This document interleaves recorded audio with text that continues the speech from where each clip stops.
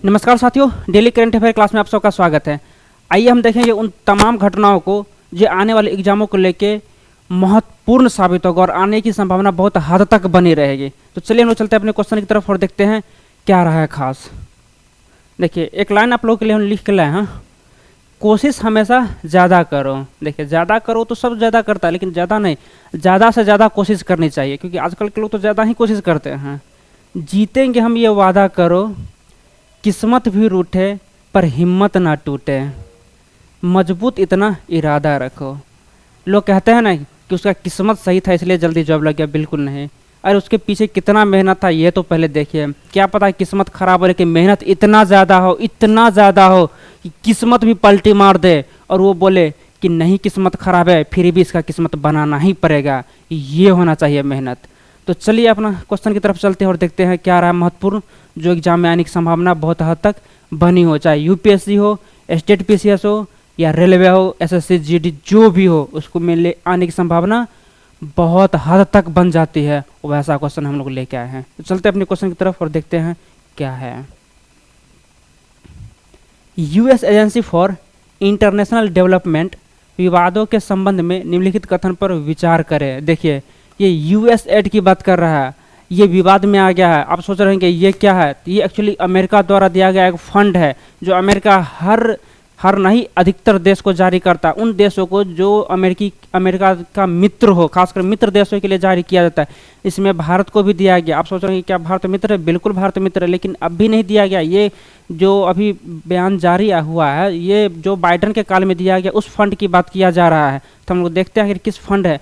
Actually हुआ क्या था, जो बाइडन जब सत्ता में थे अर्थात राष्ट्रपति थे, तब उन्होंने भारत के चुनाव 2024 के चुनाव में हस्तक्षेप किया था। उसके लिए क्या सुर्खियों में। आप सोच रहे हैं क्या बाह्य भी हस्तक्षेप होता है?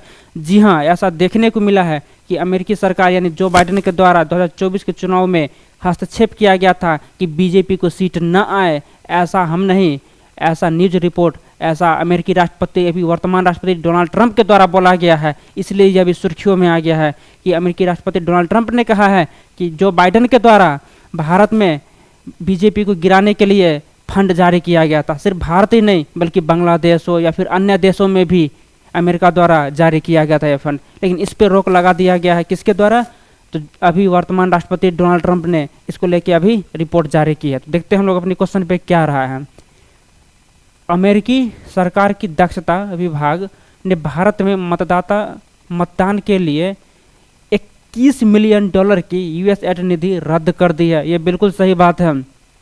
इसको राष्ट्रपति डोनाल्ड ट्रंप ने इसको रद्द कर दिया गया, और इसको इसलिए भी रद्द कर दिया गया क्योंकि बोला गया कि भारत, हाँ, इसको इसलिए बोला गया था कि जो बाइडन के द्वारा कि हम भारत में देते हैं ताकि वहाँ चुनाव का प्रतिशत बढ़े, वोट परसेंट बढ़े। लेकिन ये पता चला कि ये गलत है, ये झूठ साबित हुआ है। पता चला है कि ये तो फंडिंग किया गया था कांग्रेस लोगों को। हम कोई नेता की बात नहीं बोल रहे हैं, मतलब उस अमेरिकी राष्ट्रपति द्वारा बोला गया है कि वो फंडिंग किया गया था। तो हम लोग अपने क्वेश्चन पे चलते हैं क्या रहा है, और दूसरा ऑप्शन देख लेते हैं। भारत के विदेश मंत्रालय ने कथित विदेशी हस्तक्षेप की जांच शुरू की है। ये बिल्कुल सही बात है। भारत सरकार भी अब हस्तक्षेप करके अपनी जांच शुरू करवा दी है। तीसरा स्टेटमेंट देख लेते हैं। यूएस एड निधि का प्राथमिक उद्देश्य भारत की बुनियादी ढांचा परियोजनाओं के लिए था। ये बुनियादी ढांचाओं के लिए नहीं था, बल्कि ये चुनाव को प्रभावित करने के लिए यूएस एड चलाया गया था। तो इसका सही आंसर हो जाएगा 1 और 2, यानी ऑप्शन ए 1 और 2। आशा करते हैं आप लोग को यह क्वेश्चन समझ में आ गया होगा। चलते हैं दूसरे क्वेश्चन की तरफ। नेक्स्ट, हाल ही में हुए G20 विदेश मंत्रियों की बैठक में किन 2 देशों को G20 को एक संस्था के रूप में बनाए रखने के प्रयासों के लिए सराहा गया है?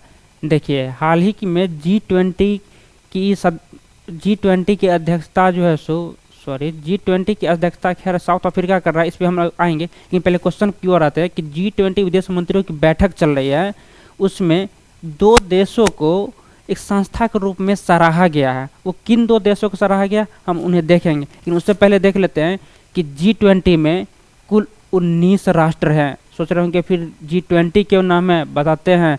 ये G20 इसलिए नाम है कि 19 राष्ट्र के साथ दो राष्ट्र नहीं बल्कि दो यूनियन संघ है। कौन कौन? एक यूरोपियन यूनियन है और दूसरा अफ्रीकन यूनियन है। तो फिर तब तो 21 हो गए, फिर G20 किधर रहा? एक्चुअली हुआ क्या, 2023 में भारत के द्वारा G20 की अध्यक्षता किया गया था और उसी में उससे पहले G20 ही था, यानी 19 देश और एक समूह यूरोपियन समूह थे। लेकिन 2023 में जब भारत ने अध्यक्षता किया 19 समूह के साथ साथ 19 देशों के साथ साथ एक यूरोपियन संघ और एक ऑस्ट्रेलियन नहीं एक अफ्रीकन संघ को जोड़ा गया है 2023 में भारत के अध्यक्षता में। इसलिए यह 21 सदस्य हो गया, मतलब 19 राष्ट्र और 2 संघ हो गए हैं। वही 2023 की अध्यक्षता भारत ने किया था। 2024 की अध्यक्षता की बात किया जाए तो ब्राज़ील के द्वारा किया गया है और 2025 यानी अभी नवंबर में होगा, उसकी अध्यक्षता साउथ अफ्रीका यानी दक्षिण अफ्रीका के द्वारा किया जा रहा है। तो हम लोग देख लेते हैं आखिर क्वेश्चन में क्या बोल रहे हैं। भारत और रूस, देखिए क्वेश्चन में बोला जा रहा है कि संस्था के रूप में बनाए रखने के प्रयासों के लिए सराहा गया, यानी G20 के लिए किस संस्था को बनाए रखने के लिए सराहा गया, तो हम लोग उस पर देखते हैं। भारत और रूस को सराहा गया है? एकदम नहीं, भारत और रूस को सराहा नहीं गया। हाँ, भारत को जरूर सराहा गया लेकिन रूस के साथ नहीं। फिर किसके साथ? चीन और अमेरिका? एकदम नहीं, भारत को तो जरूर सराहा गया है। भारत और चीन, बिल्कुल सही बात। इसमें भारत और चीन को G20 के विदेश मंत्रियों की अध्यक्षता में सराहा गया है। आशा करते हैं क्वेश्चन समझ में आ गया होगा। चलते हैं अपने अगले क्वेश्चन की तरफ। नेक्स्ट, हाल ही में भारत चीन विदेश मंत्रियों की बैठक में किस प्रमुख विषय पर चर्चा हुई? देखिए, भारत चीन विदेश मंत्रियों की बैठक की बात कर रहा है। इसमें कुछ प्रमुख को लेकर चर्चा हुई, तो हम लोग देखते हैं आखिर क्या रहा है। दक्षिण चीन सागर विवाद। भारत को दक्षिण चीन सागर विवाद से कोई मतलब नहीं है। फिर किससे मतलब है, देखते हैं। दक्षिण चीन सागर विवाद चीन, जापान हो या फिर दक्षिण कोरिया हो, इससे विवाद चलता है चीन सागर में। द्विपक्षीय व्यापार समझौता, इस पे भी चर्चा नहीं हुआ है द्विपक्षीय व्यापार समझौता, क्योंकि भारत तो हम चीन से व्यापार में काफ़ी घाटे में रहता है, जबकि चीन भारत से काफ़ी फायदे में रहता है व्यापार को लेकर, ट्रेड को लेकर। वास्तविक नियंत्रण रेखा, लाइन ऑफ एक्चुअल कंट्रोल पर शांति और स्थिरता बनाए रखना, ये बिल्कुल सही बात है। भारत और चीन के विदेश मंत्रियों के साथ वास्तविक नियंत्रण रेखा यानी LAC पे विवाद कम हो, इसके लेके वार्ता चला था। क्या इससे कोई सलूशन निकला है? अभी तक तो कोई सलूशन नहीं निकला है, लेकिन उम्मीद करते हैं कि जल्दी सलूशन निकले। ये हमेशा वार्ता चलते रहता है, चाहे द्विपक्षीय वार्ता हो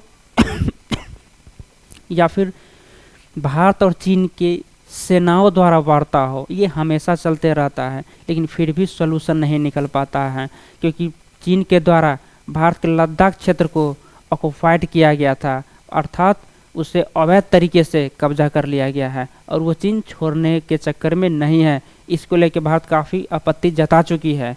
खैर, हम अपने क्वेश्चन पे चलते हैं और देखते हैं क्या रहा। इसका सही आंसर हो जाएगा व्यापारिक नियंत्रण रेखा यानी LAC पर शांति स्थिरता बनाए रखना इस द्विपक्षीय टेबल टॉक का उद्देश्य था। नेक्स्ट,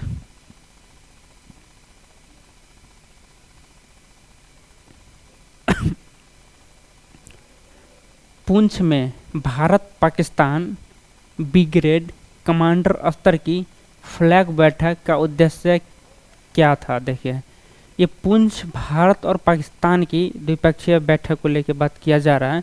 ये देखिए, ब्रिगेड कमांडर स्तर की वार्ता हुई। हमने आपको चीन को लेकर बताया था कि चीन के द्विपक्षीय का मतलब होता है जब विदेश मंत्री शामिल हो तभी द्विपक्षीय होता है, वैसे नहीं होता है। हाँ, और यहाँ पे शामिल हो रहा है कमांडर स्तर की वार्ता। तो भारत और चीन के विषय मैंने बताया अभी जस्ट कि चीन के साथ द्विपक्षीय वार्ता हुई और कभी कभी कमांडर वार्ता भी होते रहती है, जैसे अभी भारत और पाकिस्तान के बीच कमांडर वार्ता चल रही है, हो चुकी है। तो हम लोग देखते हैं आखिर इस फ्लैग बैठक में उद्देश्य क्या था। एक नया सीमा संधि अंतिम रूप देना, ऐसा कोई नहीं इसमें फायदा हुआ है। नियंत्रण रेखा यानी लाइन ऑफ कंट्रोल पर तनाव कम करना, ये बिल्कुल सही बात है। कमांडर स्तर की वार्ता की बैठक का यही लक्ष्य था कि एलओसी पे तनाव को कैसे कम किया जाए। आप देखे होंगे कि एलओसी पे भारत और पाकिस्तान के द्वारा तनाव हमेशा होते रहती है। कभी अधिकतर पाकिस्तान के द्वारा सीज फायर तोड़ दिया जाता है और गोली दाग दिया जाता है, और मिसाइलें नहीं, गोली बारूद दागते रहता है पाकिस्तान के द्वारा। वो खैर वो तो आतंकवादी देश है, हम लोग अच्छी तरीके से जानते हैं। एक संयुक्त सैन्य अड्डा स्थापित करना, भारत और पाकिस्तान कभी भी सैन्य संयुक्त अड्डा स्थापित कर ही नहीं सकता है, क्योंकि थोड़ा भी नहीं पड़ता एक दूसरे में। नियंत्रण रेखा के पार व्यापार समझौते शुरू करना, अभी तक ऐसा कोई पहल नहीं है कि नियंत्रण रेखा के पार जो है सो व्यापारिक समझौते को शुरू किया जाए। इसका सही आंसर हो जाएगा ऑप्शन बी, नियंत्रण रेखा यानी एलओसी पर तनाव कम करना। नेक्स्ट,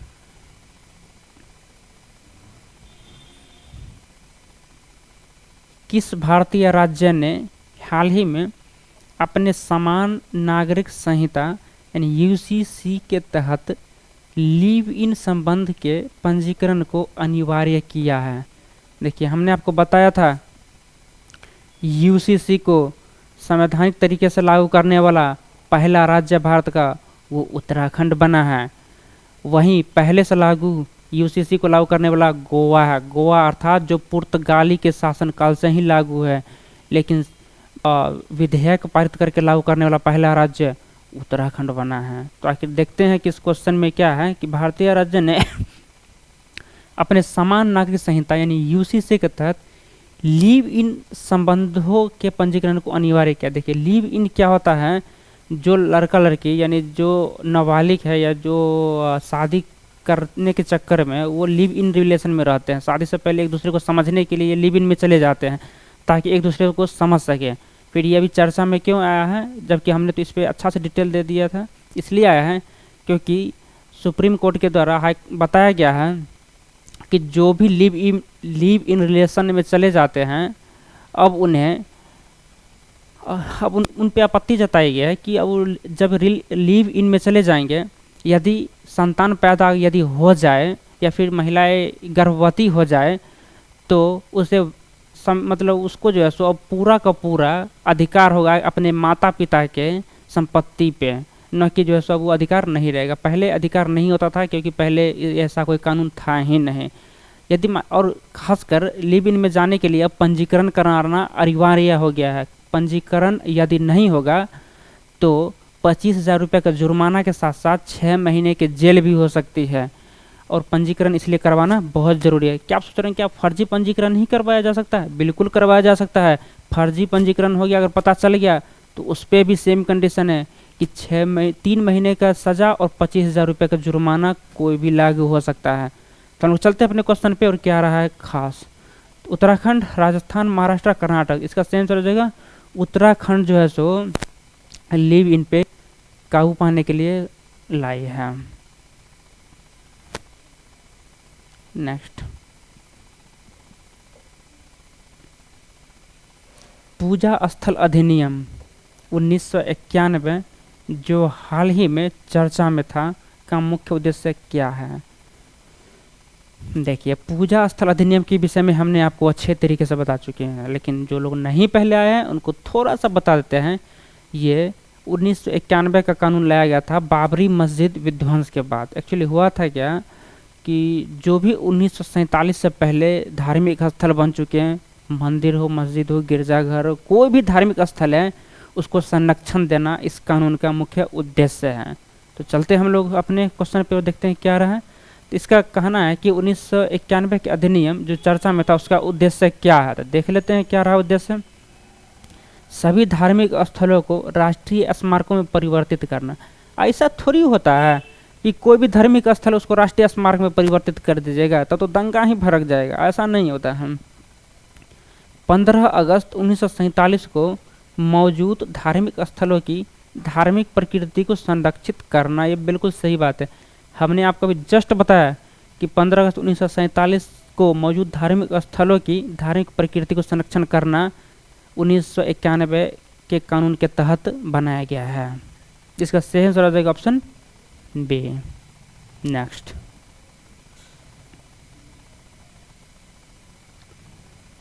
इंडो अमेरिका के जलमग्न डोमेन जागरूकता प्रौद्योगिकियों पर सह उत्पादन समझौते का मुख्य उद्देश्य क्या है। देखिए क्वेश्चन में बोला जा रहा है कि इंडो अमेरिका जलमग्न को लेके अर्थात समुद्री चीज़ों को लेके कि किस जागरूकता की बात कर रहा है कि किस टेक्नोलॉजी पे उत्पादन के लेके बात किया गया। हमने आपको बताया था ग्लाइड मिसाइल को लेके, चाहे वो हाइड्रो हो या फिर सरफेस हो। तो देखते हैं इस क्वेश्चन में क्या है।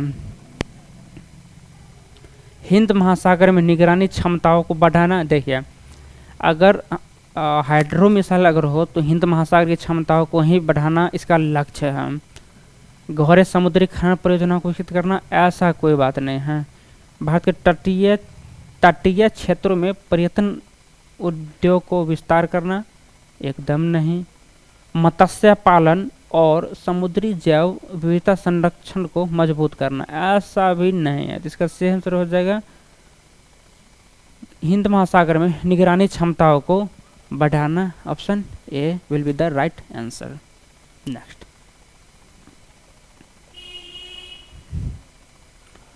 राष्ट्रीय चिकित्सा आयोग। देखिए राष्ट्रीय चिकित्सा आयोग की बात कर रहे हैं को सुप्रीम कोर्ट द्वारा किस मुद्दे पर आलोचना का सामना करना पड़ा है। देखिए सुप्रीम कोर्ट ने राष्ट्रीय चिकित्सा आयोग को फटकार लगाई है, वो किस मुद्दे पर लगाई है आइए देख लेते हैं आखिर क्या रहा है। विकलांग छात्रों को पुराने भौतिक मानदंडों के आधार पर एमबीबीएस प्रवेश से बाहर करना, ये बिल्कुल सही बात है। एक्चुअली हुआ क्या है, जो भी दिव्यांग छात्र है यहाँ पे दिव्यांग हो जाएगा न कि विकलांग हो जाएगा। खैर आप लोग अपडेट कर लीजिएगा, विकलांग की जगह पे दिव्यांग कर लीजिएगा, क्योंकि अब विकलांग का नाम चेंज होकर के दिव्यांग हो गया है। तो हुआ क्या है कि दिव्यांग छात्र जो भी पुराने, देखिए दिव्यांग छात्रों को पुराने भौतिक मानदंडों के आधार पर एमबीबीएस प्रवेश से बाहर किया जा रहा है, लेकिन अब तो दिव्यांग का तरीका अलग अलग आ चुका है। तो इसको लेकर सुप्रीम कोर्ट ने कहा है कि इस चीज़ को अपडेट करे, इसी को लेकर फटकार सुप्रीम कोर्ट के द्वारा लगाया गया। इसका सही आंसर हो जाएगा ऑप्शन ए। नेक्स्ट,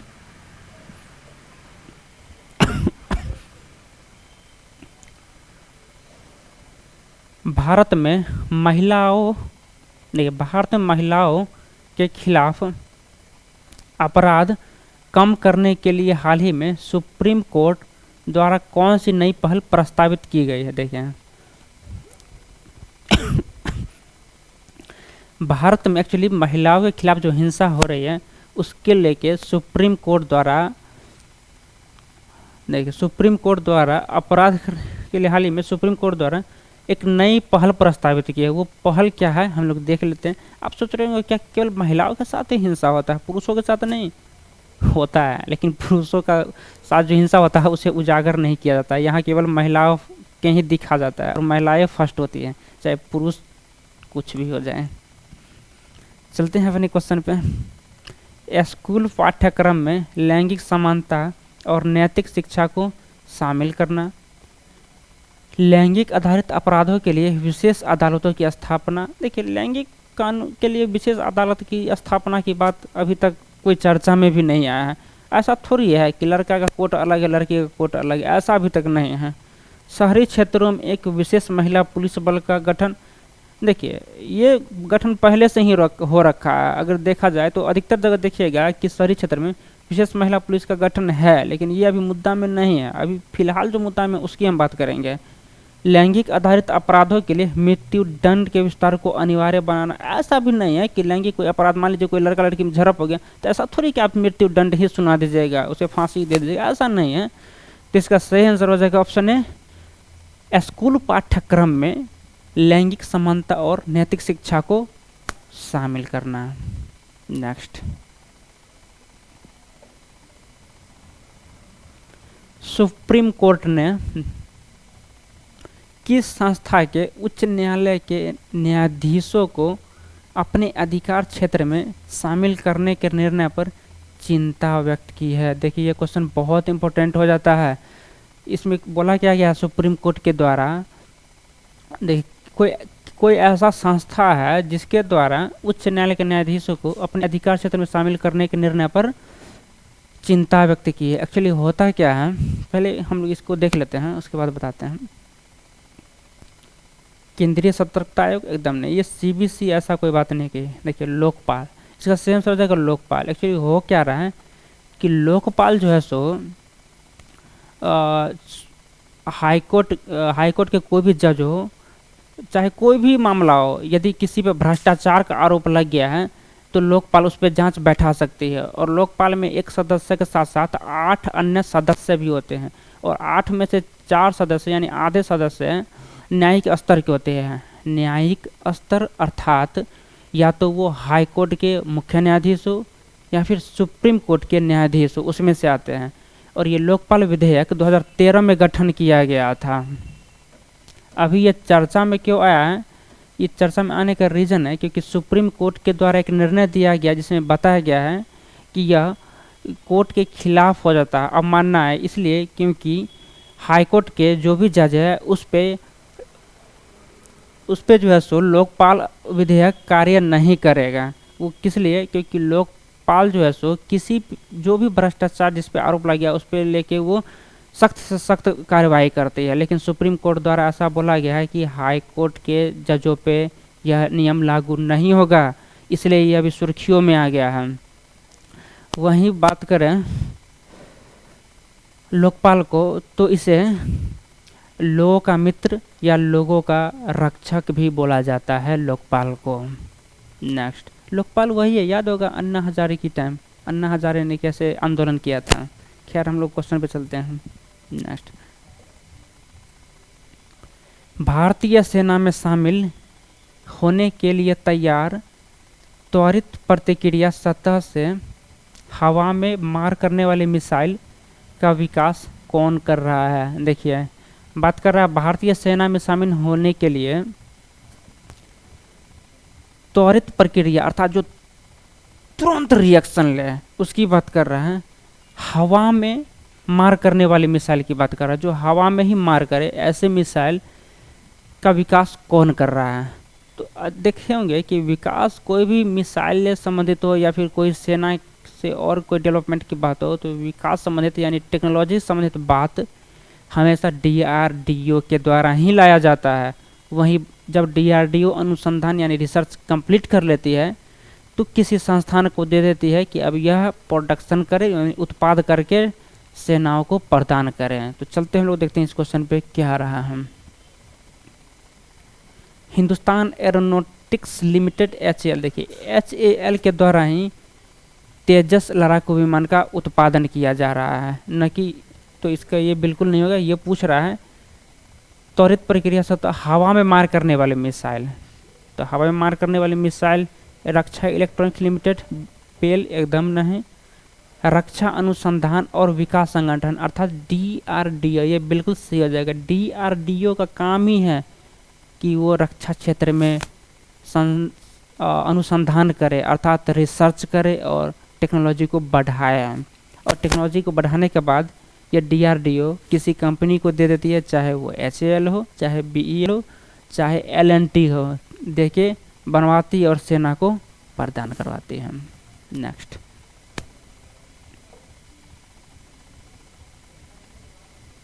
हाल ही में भारत अमेरिका रक्षा समझौते के बारे में निम्नलिखित में से कौन सा कथन सही है। देखिए हाल ही में भारत और अमेरिका के द्वारा रक्षा समझौता किया गया है, वो किस चीज़ को लेकर किया गया हम लोग देखते हैं।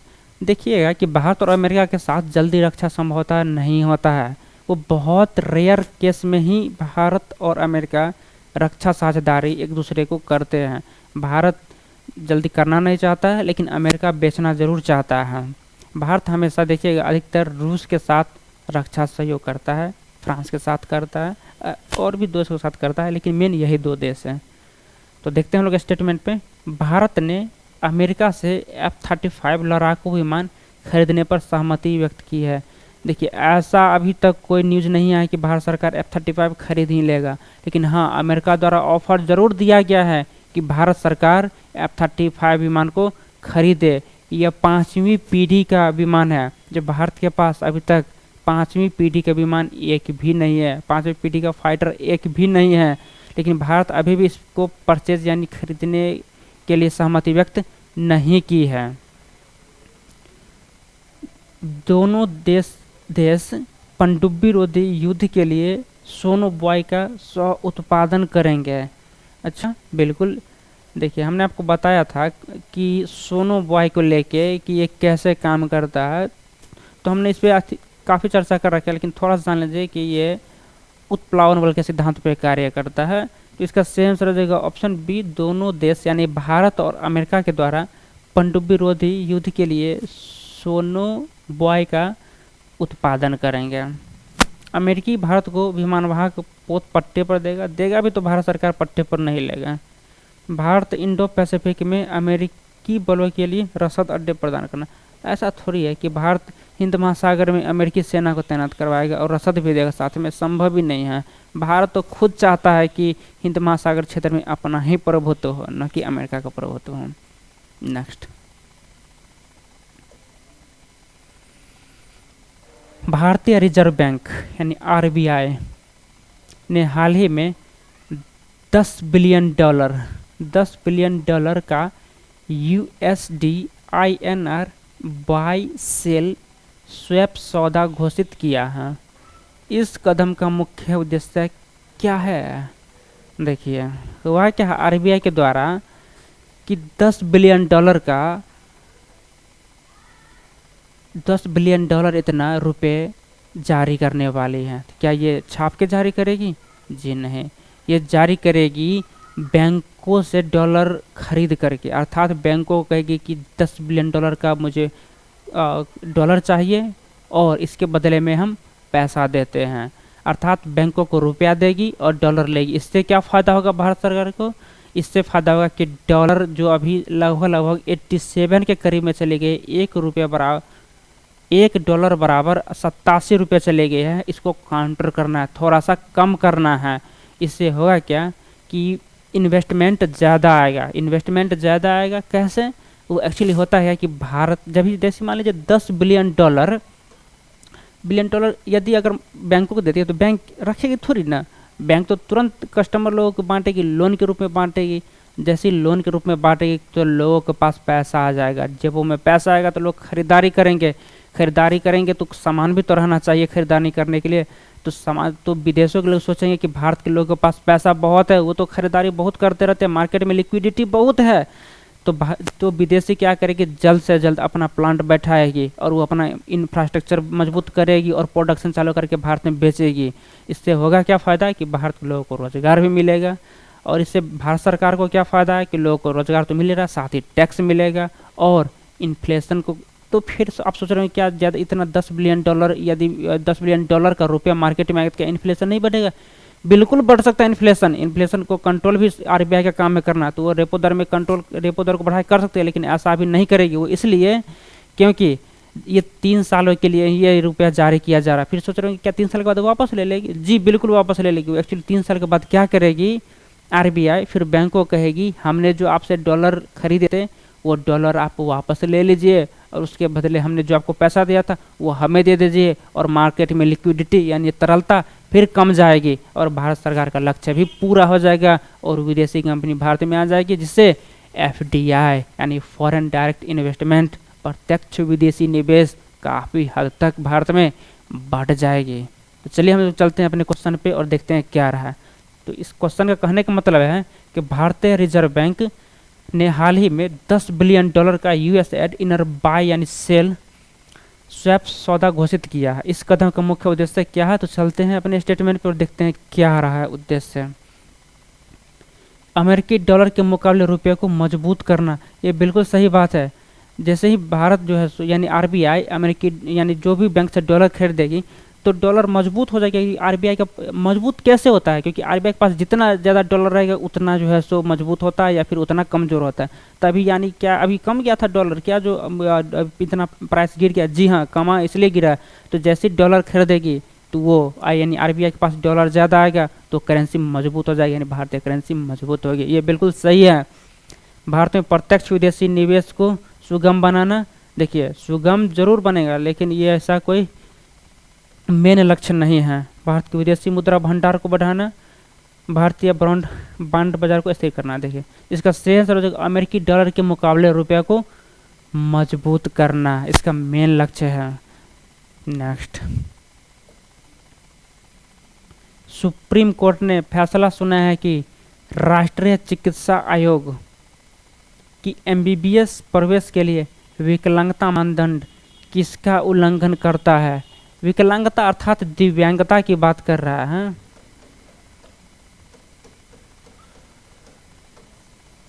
विकलांगता नहीं है, अब विकलांग को अब दिव्यांग में कन्वर्ट कर दिया गया मोदी जी के द्वारा, अब ध्यान में रखिएगा, ये बहुत महत्वपूर्ण चीज़ है, लेकिन लोग थोड़ा सा मिस्टेक कर जाते हैं। खैर हम लोग क्वेश्चन पे आते हैं और क्या रहा।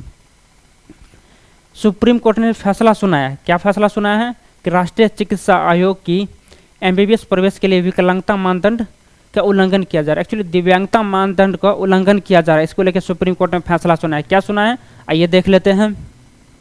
संविधान का अनुच्छेद 19 तो वाक स्वतंत्रता अर्थात बोलने की आज़ादी प्रदान करता है। विकलांग व्यक्तियों के लिए अधिकार अधिनियम, भारतीय चिकित्सा परिषद अधिनियम, राष्ट्रीय शिक्षा नीति। इसका सही आंसर ऑप्शन बी, विकलांग व्यक्तियों के अधिकार अधिनियम। नेक्स्ट,